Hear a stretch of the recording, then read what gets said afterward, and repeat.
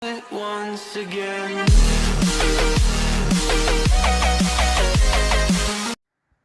Hello guys, so karon ako mong tudluan kung unsaon paghimo og account sa coins.ph.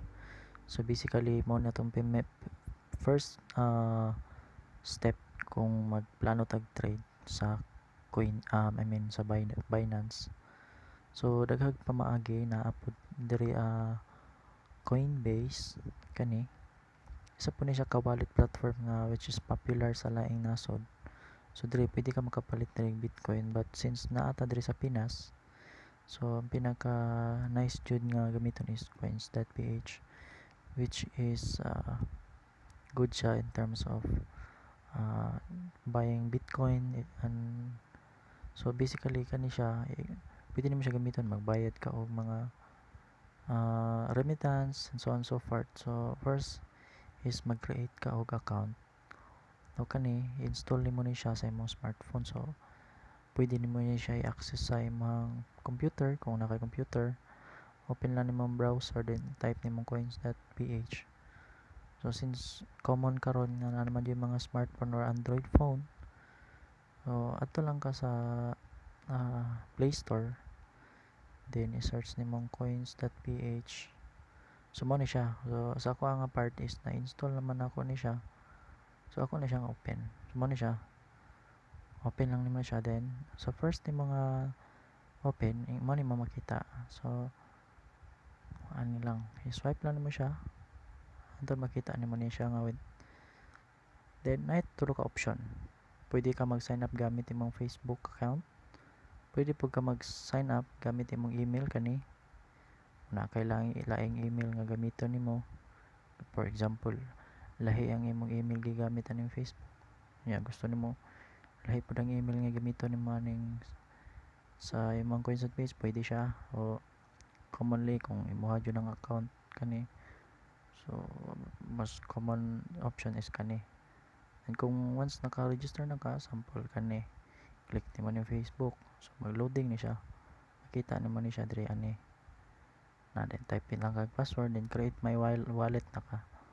Then kani po diri same lang gyapon, pero gamit imong email. So make sure nga valid imong email, so, kabalo makalagin ka, kay importante kay na din imong number. So input lang nimo imong number diri. Okay, for example sa kuha na 09 na, kabalo naman taan na may ana, then yun ato lang type nimo password nimo nga imong gusto, then create my wallet ka. So ano lang, so kay ako naka-create naman ko, mulagin na lang ko. Okay, so wait ato sang i-login sana ko ha. So karon nakalagin ako. So kung naka-register na ka, since gi-input man nimo imong number no, so kani siya ang imong ang coins.ph mag-send siya og code. So i-click lang nimo ni siya kani send code via SMS or via email. So pwede pud ka mo send sila sa email, pwede pud ka kung sa text para mas dali. So ani lang, click lang nimo na siya, then mag set na siya time nga kung ano sa lang valid ang imong code. So ayan na, text na siya. So tan-awon diri, so 016 016400. So yan. Okay, so ana siya. So type na to na siya 016400, submit. So ani kalagi na ka. So mag-set up ko og pin. So ana lang, mag-set up ka og 4-digit pin nimo para gamiton nimo anytime, every time nga mag-login ka sa imong coins.ph. So mag-set ko. So kani once na imo na set up imong 4-digit pin, so kani makita na mo ni pop-up. So ignore lang na siya. So mo ni mo makita dire. So mo ni mga options sa coins.ph, then i-verify nimo siya. So kuha naka-verify na ko kani email verification, then phone verification o address verification. So kani na siya different uh, features. So for example level 1 ka, so first nimo kung bago pa lang ka sa coins.ph, So dili pa ka verified. So make sure nga imo siyang i-verify. So click lang nimo ng limit. So kani kita ninyo ning kani 3 dots diri sa taas. Na siya i-click. Then kaning limit and verification. So kani sa first ni mga verification kani email verification, which is gamiton nimo siya i-verify nimo using the email na imong gamit pag-register. Then once ma-verify, makita nimo na siya diri level 1 na ka. Then next is level 2. So phone verification nimo sa imong cellphone, identity verification, selfie verification, sample mga driver's license ana. So kung naka ana, pwede ka ni. Then much better og level 3 address verification. So akong gamit dire kay kanang bill sa kuryente. So kung na may bill sa kuryente nga nakapangalan sa inyo, pwede nyo submit. So level 3 lang ko kay good to go naman ko kay kanina na mo ni mga limit sa level. Kung level 1 lang ka, kita nimo diri nga 50,000 lang imong pwede ma cash in. Then dili ka cash out. So kung level 1 lang ka. Pero pag level 2 ka, 100,000 ang imong pwede ma-cash in, then 250,000 imong pwede nga cash out. So example, nakay kwarta dira sa imong coins.ph, then imo siyang i-withdraw, then pwede siya 250,000. Pero kung level 1 ka, dili ka cash out. So make sure verify pwede mo siya. So kani level 3 ko, ang cash in sa monthly cash in ako is 400,000. Then unlimited na ang iyang cash out. So sa annual, kita nyo dira sa daily. Okay, so ana lang. So pag once ma-verify na ninyo siya, makita ninyo ni diri. Okay, then sunod ninyong buhaton kay sample, siyempre mo trade man ta sa Binance. So kaning coins at page na po ni siya Coins Pro. So sa pagkakaroon man god kay beta pa man siya, dili waiting list ko nay uban nga makalagyan, pero sa ako Binance man gud ko. So focus lang ta sa Binance. So kani gamiton na nato nga platform as tool to purchase Bitcoin. So kani walay sulod, kani na sulod, right? So pag cash in nimo, kung gusto nimo butangan ni siya kwarta diri, imo lang ni siyang kani, di ba? Click nimo ning cash in kani, kita nimo. Click lang nimo ng cash in, then nanaday mga option. So pinaka common nga option is 7-Eleven, pinakadali yun ni siya. So balo man ta nga mas daghan naman ron ang 7-Eleven na nagkadiri sa Davao, Tagum, Panabo. So ana lang. Then Western Union. So ako ang pinaka-suggest sa inyo para mas dali maabot sa inyo ang amount, 7-Eleven mo. Then click nyo na. O click mo ang amount ra nga gusto niyo ana. Sample gusto niyo mabutang mo 1,500. So kita nimo ang amount. Then na sila charge. So 1,530 tanan nimong bayaran. Kay murag silbi charge fee nila dito sa 7-Eleven. So not bad naman pod na siya. Okay, dili makasakit. So place order lang ka, then kani mag-generate ni siya code diri. So make sure na kay internet ha ana. Then kita naman ni kani or data baron na. Then 30 kani imo ning screenshot. Kabalo naman ta sa pag-screenshot, depende sa cellphone. Ana, pwede rin nyo i-google, then screenshot nyo ni mo ninyo ipakita doon sa 7-Eleven, which is bayaran po ninyo 1,530. So within 8 hours, make sure nga nabayaran ninyo ni 1,530. Okay, kung lampas siya og 8 hours, ma-expire na po siya. So make sure inyo siya nabayaran before 8 hours. Kay if malampas siya, so generate na po mo sa dire, cash in lang na. So sample, mo-withdraw mo ana, gusto mo mo-withdraw ana, click lang po ninyo ni cash out. Click yung cash out. Na po ni mga option sa bank, cash card ana. So ana lang sa pwede po sa Palawan, Security Bank, LBC. So daghan siya mga option. So isa ni siya sa pinakaunang exchange platform diri sa to sa Pinas. So mo ni pinaka nindot, pwede po ka mag-load diri sa imong cellphone na basta na lang kay amount diri nga balance. So pwede po ka mabayad diri bills. Kaya kita ka bills diri mga sa utility, globe nimo, kuryente, so on so forth. So ana pinaka ayos kay ni siya nga platform kay di na ka magpila-pila pa sa mall para magbayad sa imong bill. So click nimo all para makita nimo mga services tanan. So mo ni siya.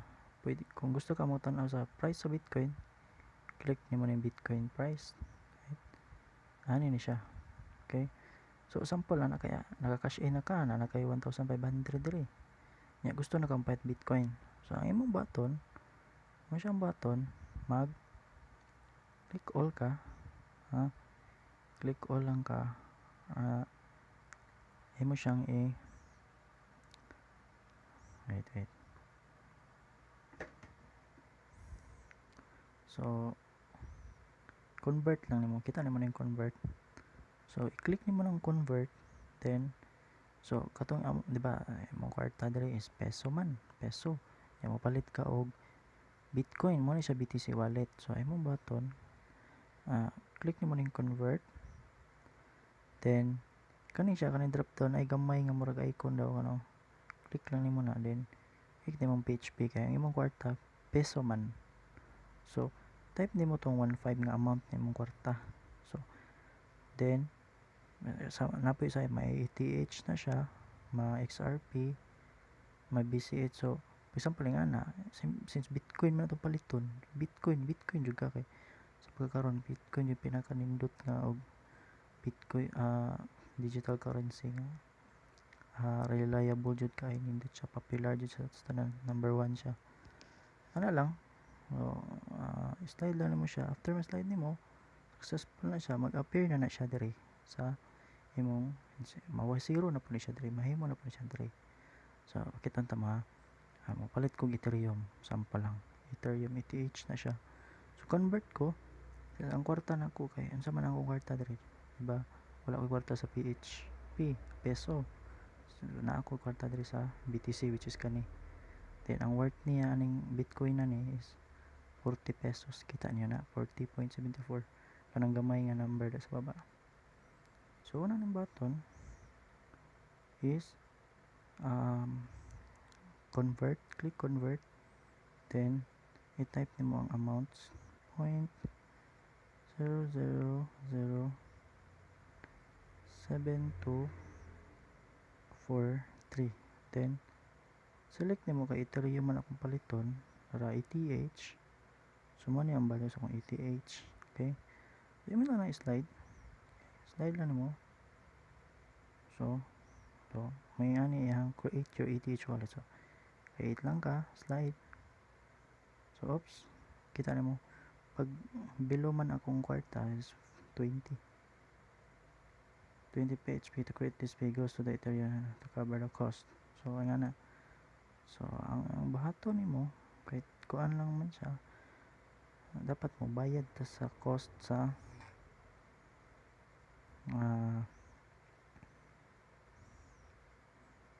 so tayo na to yan ana lang siya. So yung slide, create slide ninyo. So ana pag kaysa ko gamay ram ko ning amount nako, so 40 raman siya.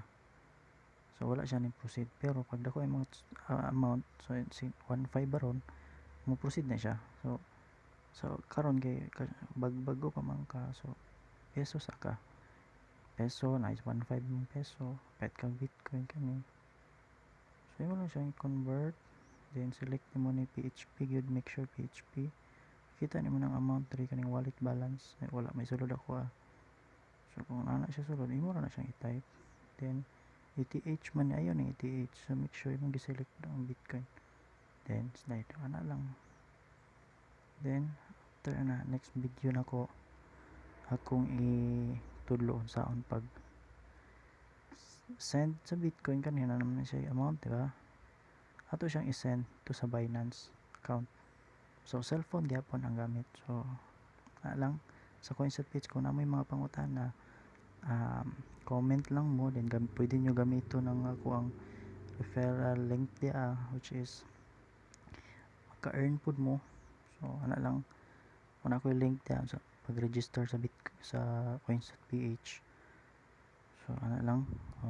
Thanks guys, and ayaw kalimot subscribe o i-like nga video o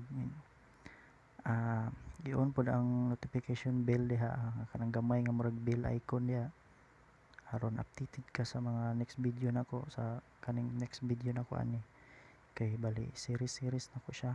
So adto lang mo sa YouTube. Okay, then search ninyo Ryan Kanoy. Ana lang, search ninyo na ana lang siya. So i-enter lang ninyo. So pagkaron first pa man ako ni nga video, so wala pa mo result yun. Kani dili na kuha, nato ako halahi. So ako lang siyang so shout out sa mga Bisaya diha. So di ta masig Tagalog, Bisaya ta diri. Kay namoy mga pangutana lang. So ana lang sunod tudloan ta mo sa pag send sa inyong Bitcoin padulong sa Binance aron makasugod na tag trade.